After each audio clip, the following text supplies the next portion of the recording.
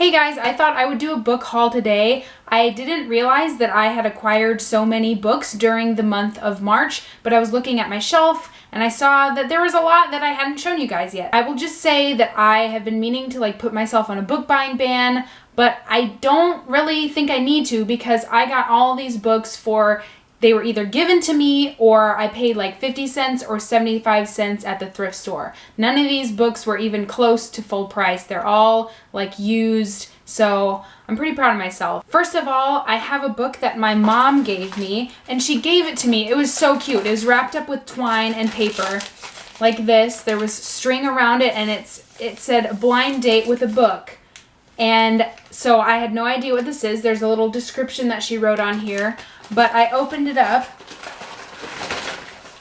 and it was this book. It's the Love Letters of Elizabeth Barrett and Robert Browning. I'm pretty sure they were both poets in the 1800s or something, but I love letters and I love love and I love love letters. So I'm really looking forward to reading this, and I thought it was packaged so cute by my mom. It's so cute. The next book I have was given to me. I was on spring break vacation in Florida with my friends and one of my friend's grandparents, and I mentioned that I wanted to read this, and my friend's grandma was like, "I have that book. You can just have it." And I was like, no, I don't need to have it. I can get it from the library. And she was like, "No, you have to have it." So you can't say no to someone's grandma. So I got it, and it is Gone Girl, which most of you have either read or heard about. But I really want to read this before I see the movie, and I really want to see the movie, so I'm planning to read this pretty soon. All the rest of my books are from either Goodwill, Salvation Army, or other thrift stores around town, so I didn't pay more than 75 cents for any of these books.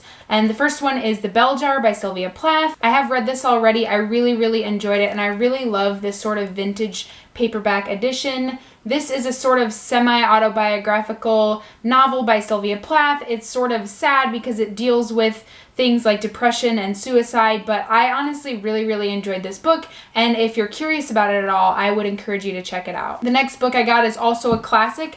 I picked up Aldous Huxley's Brave New World. I have not read this book, but it is a classic. I think it's sort of considered the original or one of the original dystopian novels. I don't really know what it's about besides that, but I am looking forward to reading this. The next book I got, I wasn't sure if I should get it because I was like, am I really gonna read this huge chunker of a classic? But I loved the cover, so I had to buy it anyway, and it was only 75 cents, so of course I had to buy it, and it's Anna Karenina by Leo Tolstoy. I just thought this vintage cover was really pretty with the red and the purple and the illustrations, and I was just like, regardless of if I ever get to this, I want to own it, so I bought it. The next three books I was really excited about because I found them in the old books section of the thrift store, which usually just has old books that no one wants. But I found three of the books from the Chronicles of Narnia. It's The Voyage of the Dawn Treader, The Lion, the Witch, and the Wardrobe, and The Last Battle. And these books are just gorgeously old. They're super worn.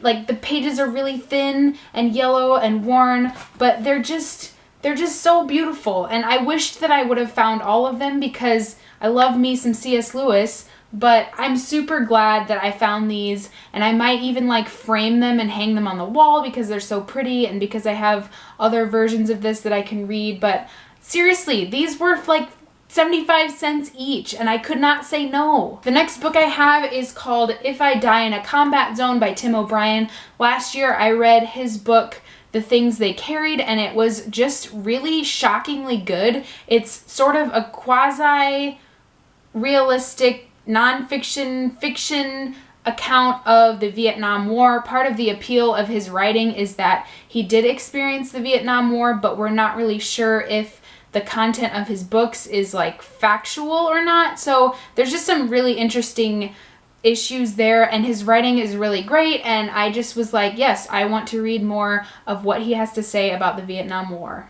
And the last book I bought just the other day. I found it at Salvation Army, and it's The Art of Fielding by Chad Harbach.